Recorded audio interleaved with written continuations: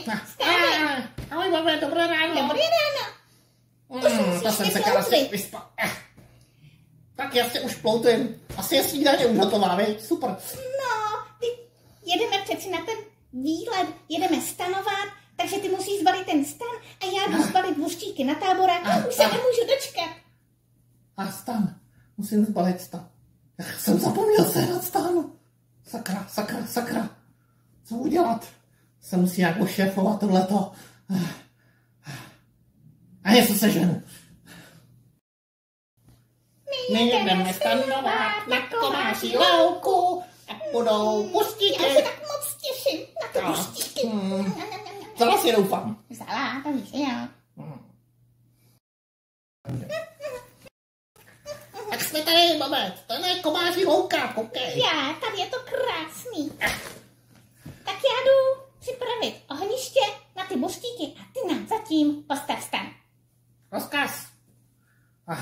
To jsem teda zvědavej na to. A kde na to? No co já s tím budu? Tak, tady to spevníme, tady podpěřička, tady to ještě jako to.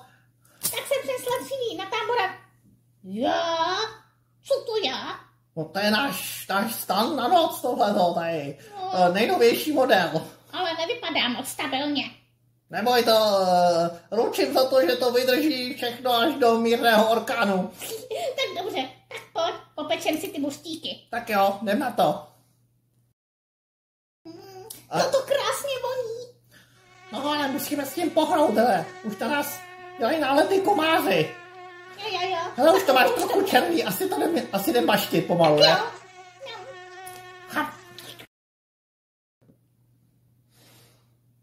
Babet. Ano, Vidíš, je spousty hvězdiček. vidím. Velký tuleň, malý tuleň.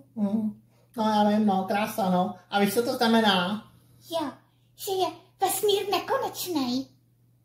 No to sice je, ale hlavně nám někdo ukradl stan. No jo,